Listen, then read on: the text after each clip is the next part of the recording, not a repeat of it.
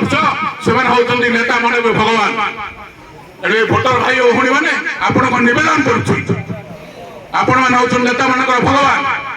ବିଶେଷ କରି କଂଗ୍ରେସ ଦଳ ଆମେ ବିଶ୍ୱାସ କରୁ, ଆମେ ଭୋଟର ମାନଙ୍କୁ ସମ୍ମାନ ଦଉ, ବିଶ୍ୱାସ କରୁ ସେମାନେ ହଉଛନ୍ତି ଆମର ଭଗବାନ। 5 ବର୍ଷ ପରେ ଆମେ ତାଙ୍କ ଦୁଆରେ ବହୁ ଯିବୁ, ସେମାନେ ଯଦି ତାଙ୍କର ଆମେ ସହଯୋଗ ନ କରିଥିବୁ ସେମାନେ ହଇରାଣ କରିବେ। ତେଣୁ ଏଟା ସହଯୋଗ ଆଙ୍କର ନାହିଁ, ବିଜୁ ଜନତା ଦଳ ଲୋକଙ୍କର ସହଯୋଗ ନାହିଁ, ବରଂ ହଇରାଣ କରି କିଭଳି ପଇସା ଆଦାୟ କରାଯାଇପାରିବ, ଏକ୍ସଟ୍ରା କରି ମନି ନିଆଯାଇପାରିବ। ଯେହେତୁ ଦୁର୍ବଳ ବିରୋଧୀ ଦଳ ଥିଲା, ବର୍ତ୍ତମାନ ସବଳ ବିରୋଧୀ ଦଳ ଇଲେକ୍ସନ ଲଢିବା ପାଇଁ ଉପସ୍ଥିତ ଅଛୁ।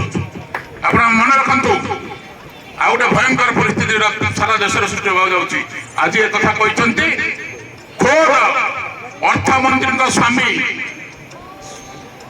ସୀତାରମଣଙ୍କ ସ୍ୱାମୀ କହିଛନ୍ତି, ମୋଦି କି ଯଦି ଭୋଟ ଦବ ଆଉ ଭାରତ ବର୍ଷରେ ନିର୍ବାଚନ ହେବ ନାହିଁ।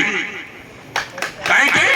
ଏଥର ମୁଁ କହିନି, ସୀତାରମଣଙ୍କ ସ୍ୱାମୀ କହିଛନ୍ତି, ଜଣେ ଅଭିଜ୍ଞ ରାଜନେତା ଏବଂ ଅର୍ଥନୀତିଜ୍ଞ। ଭାରତର ଅର୍ଥନୀତି ନଷ୍ଟ ହେଇଯାଇଛି, ମୋଦି କି ଭୋଟ ଦେଲେ ଆଉ ଭାରତ ବର୍ଷରେ ଭୋଟ ହେବ ନାହିଁ। କାହିଁକି? ସେମାନେ ଡିକ୍ଟେଟରସିପ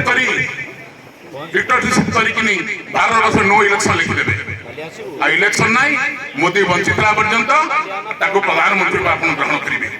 ତେଣୁ ଏ ସମୟ ଆସିଛି, ସବୁ କଂଗ୍ରେସ ଦଳ, ସବୁ କଂଗ୍ରେସ ଲୋକ ଏକଜୁଟ ହୁଅ।